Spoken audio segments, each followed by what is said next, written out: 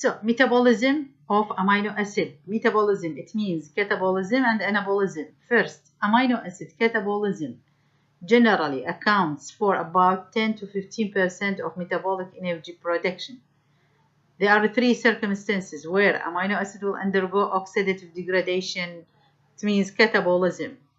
First, normal turnover of protein، لأنه الأمينو أسيد هي building block for protein، فلما يصير normal turnover of protein راح يتولد الأمينو أسيد فundergo catabolism or oxidative degradation. When the diet is so protein rich that it contains more amino acid than the body needs for protein synthesis. يعني احنا البروتين from the diet after ما يصير له digestion absorption، طبعا digestion يعني it means راح يصير له degradation للامينو اسيد وراح يصير لها absorption وترجع مرة ثانية يصير precursor for synthesis new protein حسب حاجة الجسم. لما تكون الدايت ريتش بالبروتينات وتصير لها degradation راح تولد امينو اسيد اكثر من حاجة الجسم، فهاي الامينو اسيد راح تروح يصير لها oxidative degradation or further catabolism.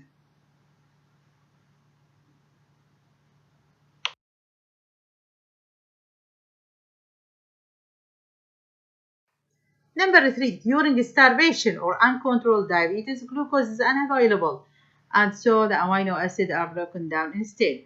يعني بحالات starvation or long fasting uncontrolled diabetes لما يكون يعني diabetes untreated الجلوكوز unavailable for the cell to produce energy، لأن احنا قلنا مصدر للطاقة مهم هو الجلوكوز، فinstead راح يكون يحل الأمينو أسيد instead of glucose in order to produce energy، ولو انه اقل بس ممكن انه في هذه الحالات راح يتعرض الامينو اسيد الى الكاتابوليزم.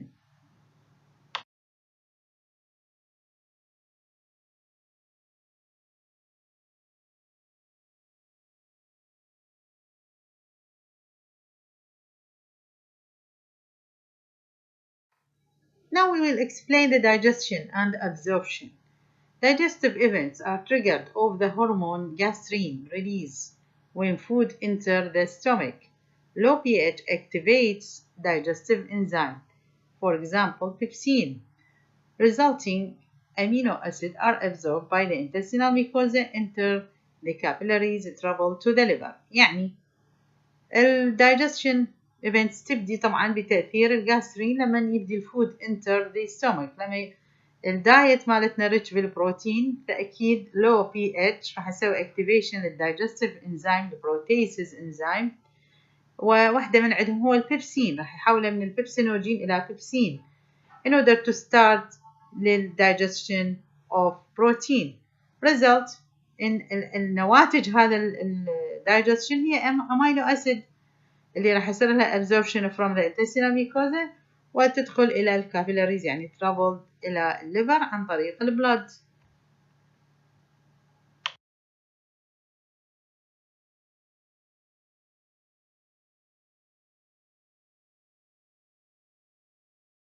Now the enzymes cleaving the peptide bond.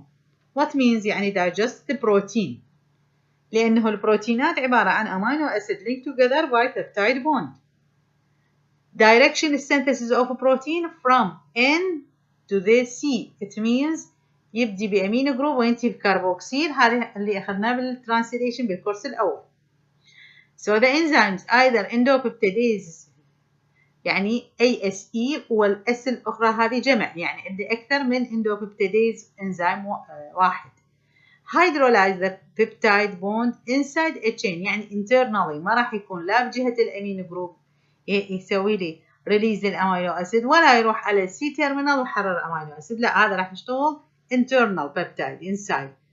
فاذا الاكزامبل هو البيبسين اللي موجود بالستومك، التريبسين كيموتريبسين اللي موجوده بالانتستين، هذه كلها تكون اندوبيبتيديز. البروتين ماده معقده يحتاج الى مراحل حتى نسوي هيدروليسيس للبيبتايد بوند.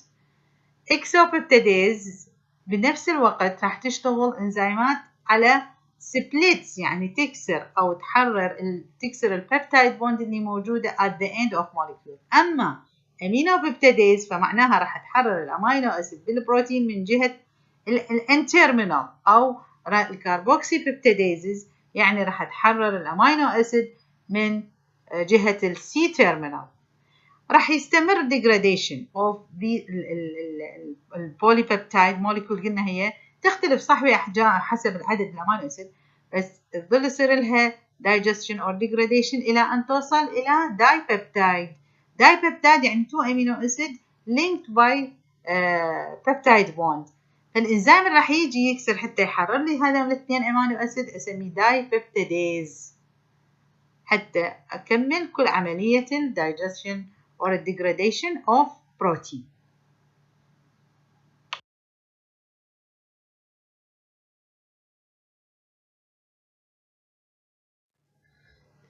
كاربوكسي بيبتيديز.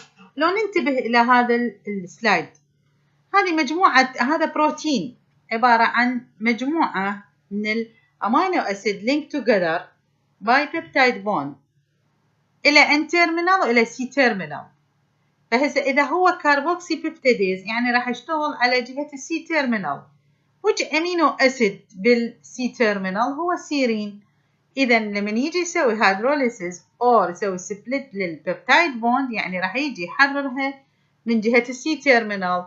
يعني نتيجة الأكشن of this enzyme هو إنه يصير يرجع نفس البروتين ماينس السيرين، يعني اشتغل على جهة الكاربوكسي وحرر أو كسر البيبتايد بوند ما بين الميثيونين والسيرين من جهة الكاربوكسي. بينما لو كان امينو بيبتيديز معناها راح يجي يشتغل على جهة الان تيرمينال. هذا البروتين نفسه ايش راح يتحرر؟ ما راح يتحرر السيرين، راح يتحرر الجلايسين لانه اشتغل على الان تيرمينال. نوع من السبيسيفيكيشن، دقة بعمل الانزيم وتخصص. فاما راح يشتغل، فاذا راح اقول بعد ما أن أدخل الأمينو بيبتيديز إذا راح يشتغل على الان تيرمينال نفس المعادلة، بعدين بس أسوي إنه ريليز للجلايسين لأنه هذا أمينو بيبتيديز. ننتبه شوية زين على السلايد، ومو نحفظه بس نعرف إنه لما نجيب سيكونس ونقول هذا أمينو بيبتيديز أو كاربوكسي بيبتيديز على منو راح نحرر which أمينو أسيد راح يتحرر حسب ال specification of the enzyme.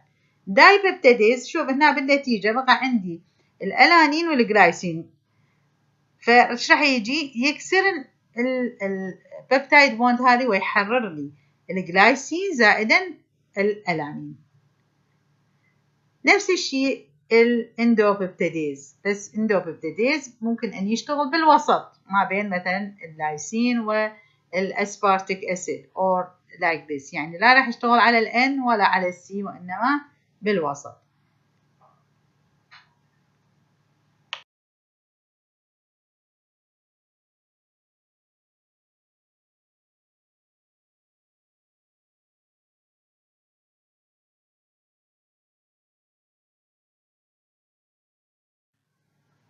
Digestion of proteins by gastric secretion. The digestion of proteins begins in the stomach, which secrete gastric juice. A unique solution contains hydrochloric acid and the proenzyme pepsinogen. First, the hydrochloric acid, the pH راح تكون 2 إلى 3 to hydrolyze the proteins.